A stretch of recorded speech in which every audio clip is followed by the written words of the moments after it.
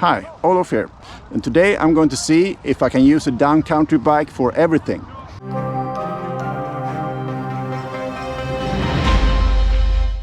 So, the bike behind me, that's a Specialized Epic Evo, and that's a bike that I've been tested before, and it's one of my favorite bikes. And today I want to see if this bike can be used for enduro racing as well. The problem with this bike is that it's a short travel bike. I think it's 120 in the front and around the same in the rear, 100 maybe. That's not exactly what you want here on enduro trails. I know that more skilled riders than I am would probably have no issue at all with this bike, but I want to see if I, as an average mountain biker, could make use of this bike and have this bike or this type of bike as my only bike. I just want to say thank you to Specialized Concept Store in Gothenburg. And a hot tip right now for you who are living in Sweden is that Specialized Concept Store actually have lowered the prices on a few of their mountain bike models to make room for the new 2022 models. And personally, for me, I really like that Turbo Levo SL. So that's been lowered by almost €1,000. So go and check it out if you're interested. So today we are at Ulricehamn Bike Park in the Swedish Cup, which takes place here. I'm not going to race, but I'm going to test these enduro trails that we have here today. So I'm not going to talk too much about this bike. What I'm going to do though is to go through the differences between this bike and the Specialized Enduro, which I tested a few months ago this spring. One of the biggest difference is the size actually, and you don't really notice that on camera, on video, but this bike is a large bike. It's alright for me. I could use an extra large bike. The Specialized Enduro bike that I tested earlier, that was a size S5 bike, and that means extra large, I think. And that bike was by far the largest bike that I've tested ever. So that's a huge bike, and that's one thing that's very noticeable on the trails. So this bike is very flickable, of course, but the confidence that a larger size bike gives you is invaluable in this type of terrain. Another thing is the head angle. It's not that big of a difference. This is actually pretty slack for being a cross-country bike, or based on a cross-country bike at least. It's, if I remember correctly, it's 66.5 degrees. And that's pretty spot on actually. It's more trail bike territory, I guess. And that works very well. And that's not the issue for going downhill on this type of bike. What is an issue, however, is that it's very low here in the front end. So I would like to have a lot bigger stack heights. It feels as if an enduro bike is like this much taller than this bike. So this is more of a cross-country bike where you lean over the bike to reduce wind resistance. And this bike is not entirely made for gravity-focused riding. And the suspension, of course, differs a lot. This is 120 in the front and maybe 100 or so in the rear. That leaves little margin for error, I think, when you make mistakes, basically. I cased a jump earlier and that was a bit harsh. I don't think I damaged anything, but with more suspension that would have been less dramatic, let's put it that way. And the rear suspension, compared to at least the Specialized Enduro, is a lot simpler. The rear suspension on the Enduro is absolutely fantastic. It's a 6-bar horse link design, and this is something else. But overall, I think the suspension is not what is holding this bike back. And one very big difference, however, is the tires. And this rear tire is absolutely awful when it comes to muddy terrain and steep terrain, because there's absolutely no grip whatsoever. Don't know what it's called. Let's have a look. I think it says Fast Track there in the rear. That's Specialized own tires. But the front tire is what surprised me the most. It's called Ground Control. It's also Specialized tire, and it was actually very grippy here today, and I was really surprised there, because if you look at the pattern, it's not really chunky knobs here really. It's more of a cross-country tire, but still, if you would have put a Magic Mary here or an Assegai tire, I think that would have made a huge difference in how this bike handles. But again, it's the rear tire that destroys everything really.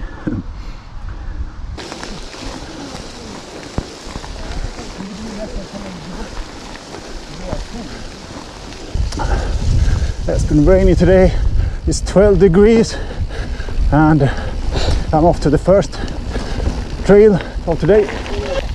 So this trail is red or black, they can't decide. And so far so good, I guess. And ooh, yeah, very slippery. Locked up the rear.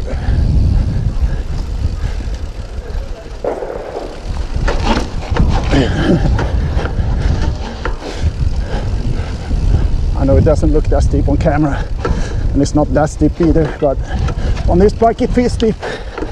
Ooh. And yeah, right here I don't think I'm going to ride here, not because of the geometry of the bike, but because of the tires. I feel that I'm locking up all the time, so there's no grip at all. So I walk down. First defeat. Yeah, oh yeah, it's slippery. I'm locking up all the time. Oh yeah. As soon as there's wet rock, these tires are very slippery. I think it's the rocks that's the worst part.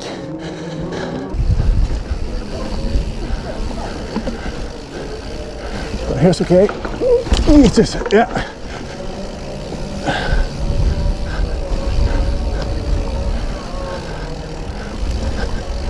Whoa, okay.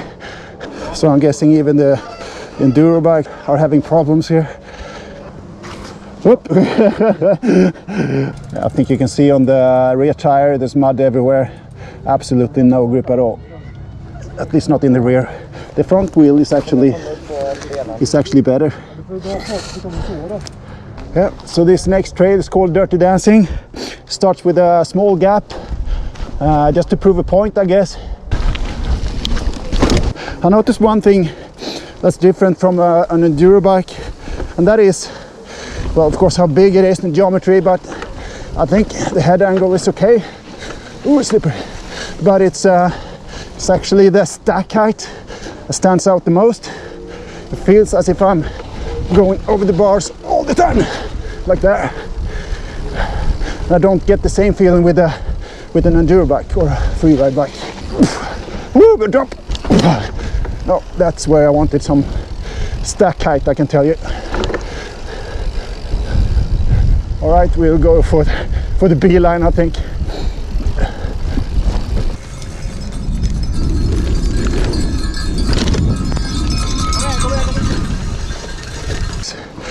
Supposedly a fast trail, I guess. Rated red. People are looking at me thinking that's not the right bike for this type of trail. And yeah, they're probably right. And that's fine. Okay, some losers standing here.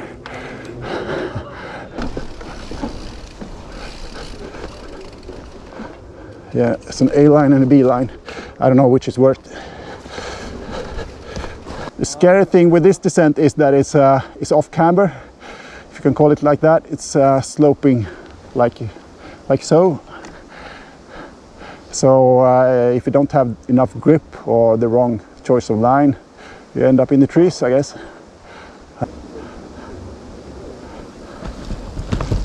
Yeah, not a problem at all. Yeah. But you know, this type of trail, this is normal trail sort of.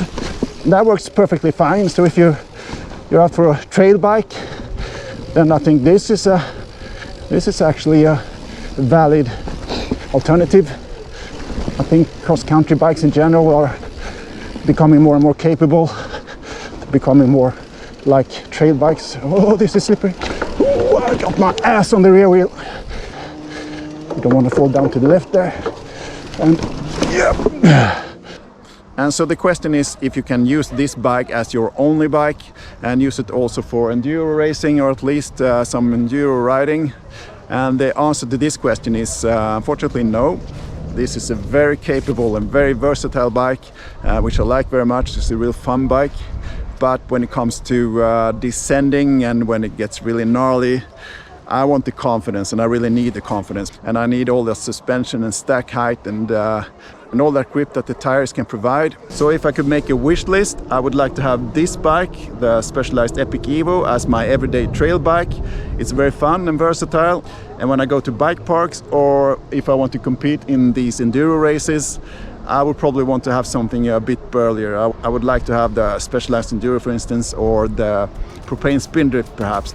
Through this experience, I learned that tires play a huge part in how capable a bike is.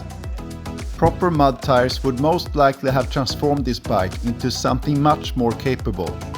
And small, simple things like a handlebar with some rise and sweep to it would also take away some of that over-the-bar feeling that I had on some parts of the trail.